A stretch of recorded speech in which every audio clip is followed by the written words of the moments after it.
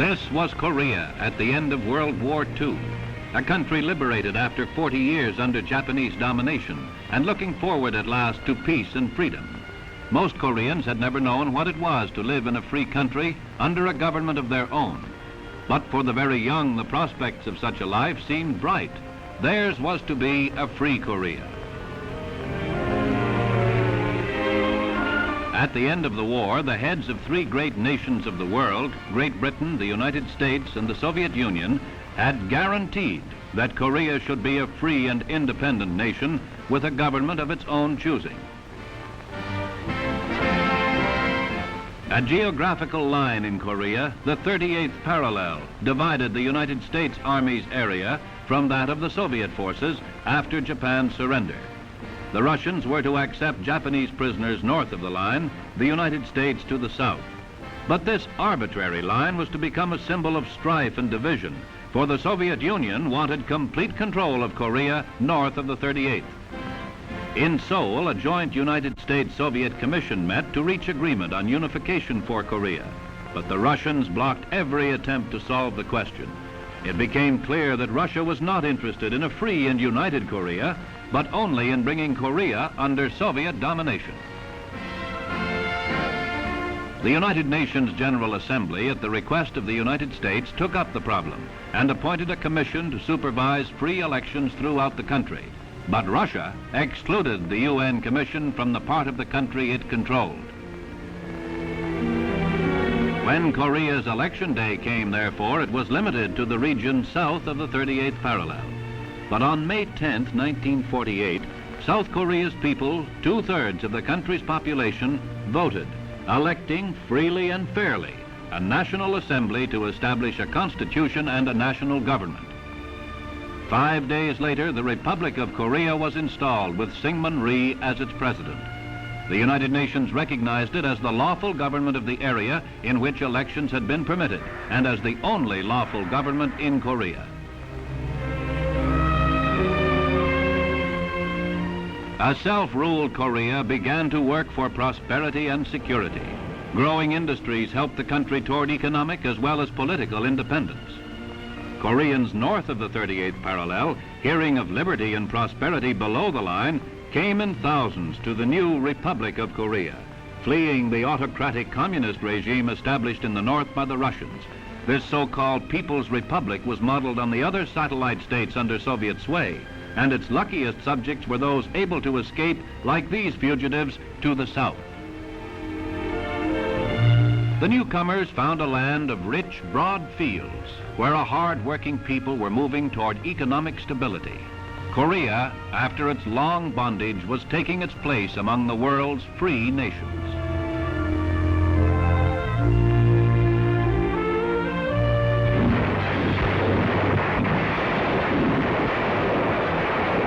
Then came war from the north, unprovoked and without warning. In June 1950, the North Korean Communist forces launched a bloody, costly, destructive invasion. Quickly, volunteers answered the call to defend the Republic of Korea against the aggressor. By the hundreds of thousands, they enlisted to serve in the ROK Army. With this army, hastily equipped but courageous and determined, the 2-year-old Republic of Korea attempted to stem the long-planned, well-organized communist onslaught. But the Republic's forces were pushed back steadily.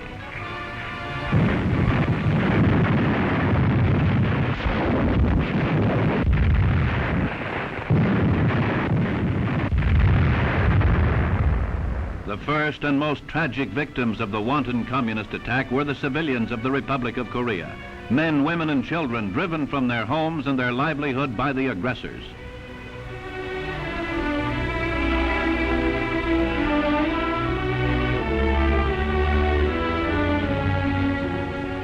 Here is part of the price the aggressor exacted. The United Nations Security Council, Russia absent, quickly voted to order the aggressors to halt. When the UN order was ignored, the Council, again without Russia, asked member nations to supply military strength to repel the Red aggression. A United Nations army to fight side by side with the Republic of Korea against the communist invaders began to take shape. United States troops stationed in nearby Japan entered the conflict, and soon others joined them.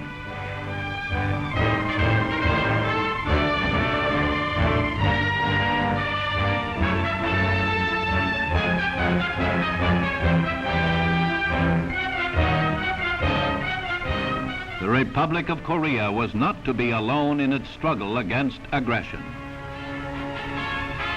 From the corners of the globe, the free nations began to send men and material for this unique army, the first international military force in history created for the sole purpose of repelling aggression.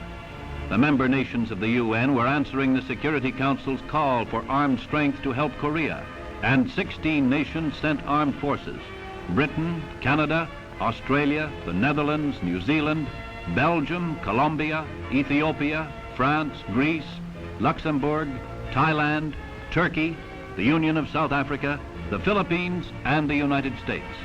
32 others contributed food, equipment, medical units and supplies, merchant shipping, and other assistance. Each gave what it could.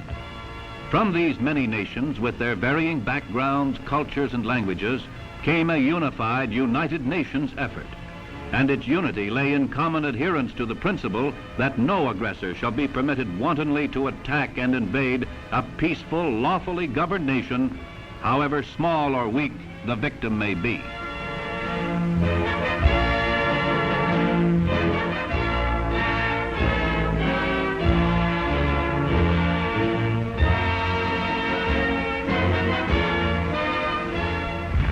The UN force gathered strength, and after being outnumbered and pushed back at first, gradually began to seize the offensive. A daring amphibious operation at Incheon cut the communist supply lines. Now united action, the free world's answer to communist bullying, was beginning to take effect.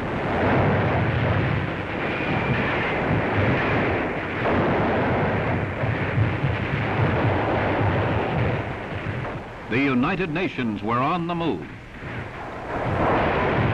The UN troops, forced into a tiny corner of Korea in the war's first months, had liberated much of Korea 3 months later.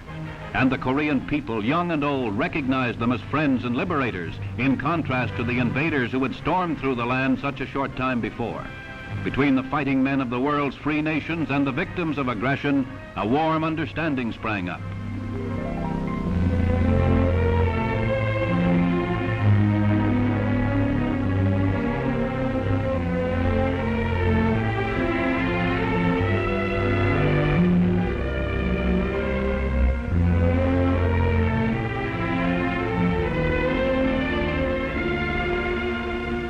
The rights of youngsters like this one, homeless, orphaned, ill-clothed, often starving, that was what the United Nations were fighting for.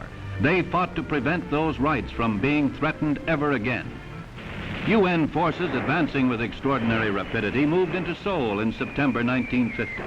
Though the Reds fought desperately to hold Seoul, destroying great areas of the city with fire and explosives, the capital of Korea was liberated.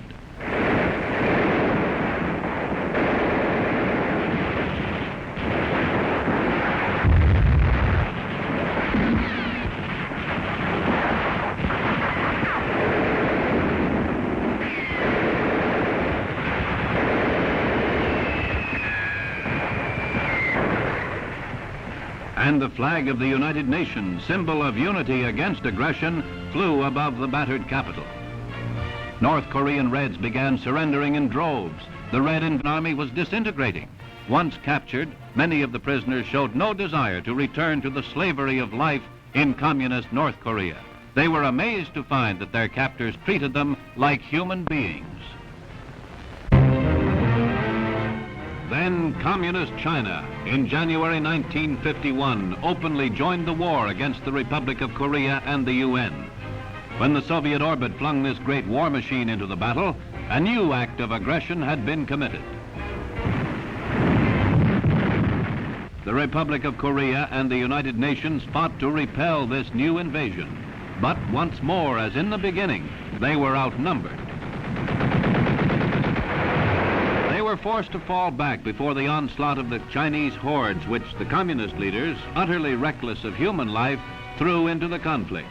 a bloody new chapter of the war had begun. In the months that followed, once again the pitiful groups of refugees were spread out across the land. Yet another invader was driving them from their homes.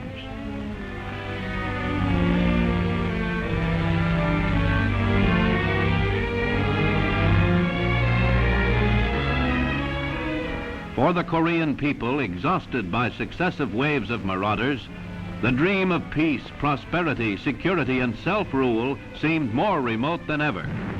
But the United Nations forces rallied again and thrust back the new attackers. The tide of war turned once more.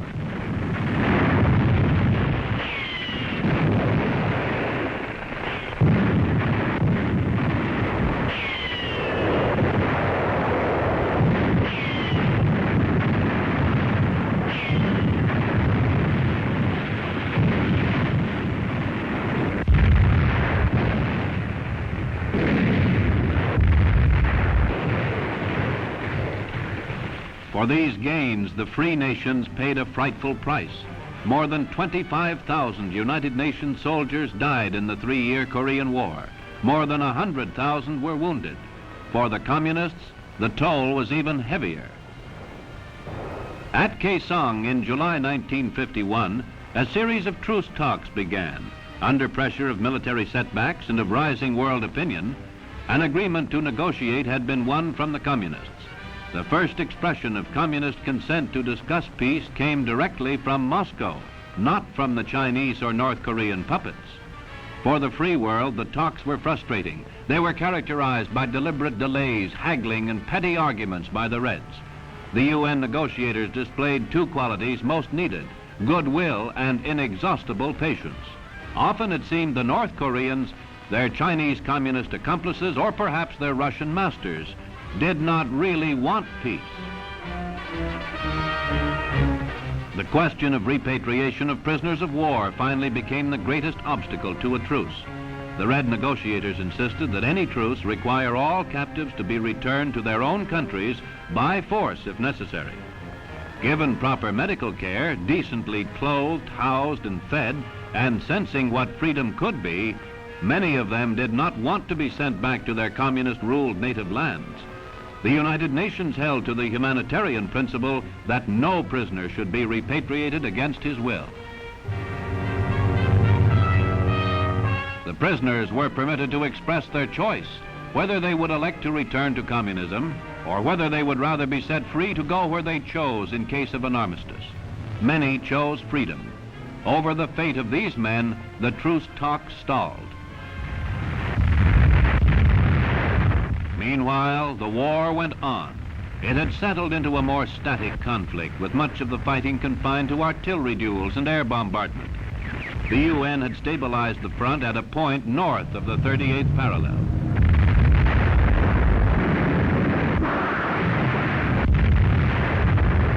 Suddenly, at Panmunjom, the Reds proposed in March 1953, as a solution to the prisoner problem, that captives unwilling to return home be turned over to a neutral nation.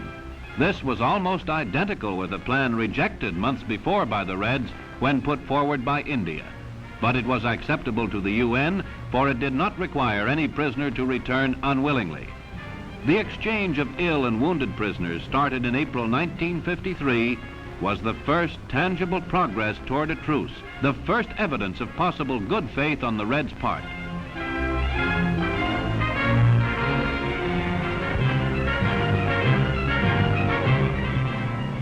The United Nations returned to the communists all ill and wounded prisoners who wished to go. While the wounded were being repatriated, truce negotiations went on. At last, an end to the war seemed possible. At Panmunjom on July 27, 1953, in this conference hall, the fighting was brought to an end. After 3 years of conflict and 2 of negotiations, agreement had been reached. It was an agreement upholding the principles for which the UN had fought. These were the main provisions of the truce which you are about to see signed. All hostilities were to cease within 12 hours of the signing. A military demarcation line was drawn along the battlefront, which at the time of signing ran close to the 38th parallel. Each side was to withdraw all troops with their equipment 1.25 miles back from the line within 72 hours. Any increase of the number of troops maintained by either side in Korea was forbidden. A military armistice commission, composed of 5 UN and 5 communist officers, was established to carry out the terms of the armistice and to police the 2.5-mile buffer zone.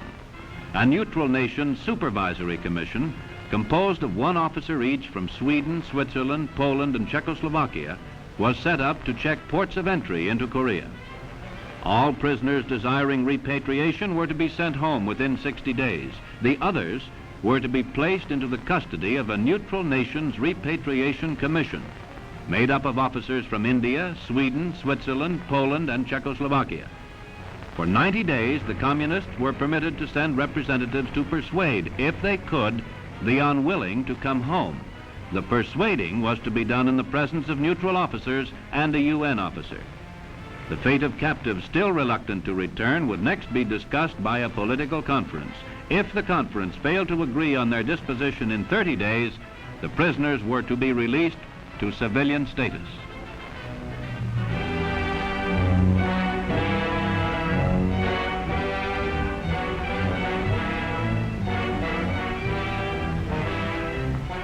In the armistice, both commanders recommended that a political conference at high level be held within 3 months of the signing to settle the problems of Korea. Now, Lieutenant General William K. Harrison of the United States signs for the United Nations.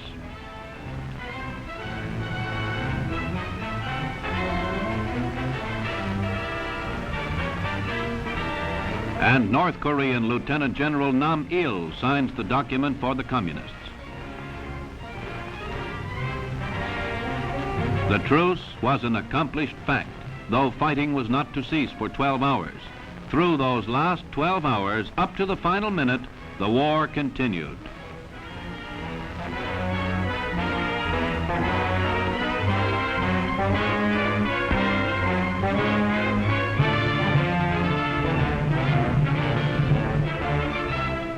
The United Nations had made an honorable armistice. The truce did not assure world peace or peace forever in Korea. But the UN forces and the gallant armies of the Republic of Korea had accomplished the objective to repel the aggressor. And the truce gave the world and Korea a chance to work for permanent peace.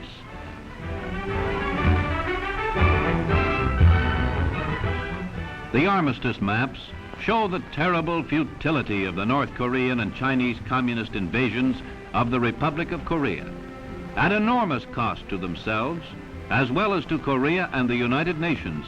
They thrust across the 38th parallel. Now the truce line finds them halted nearly where they started, even losing some territory.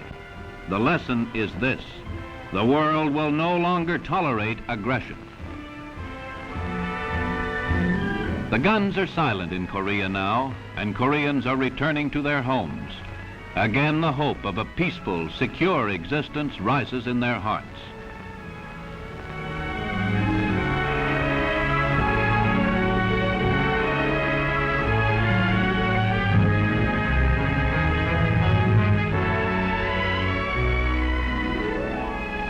As they rebuild their homes shattered by war, they look forward once more to being citizens of a free, unified, self-ruled, prosperous nation, with busy factories and productive farms, undarkened by the shadow of the invader. These things Korea will have, if the free world, rejoicing in the end of bloodshed, nevertheless remembers the lesson of Korea, that although aggressors might strike ruthlessly when and where they think they can succeed, the United Nations, standing together, can and will repel any such aggression. In the Korean War, the world was given a pledge that never again can an aggressor attack his neighbor with impunity. The would-be aggressor of the future will think twice and remember Korea.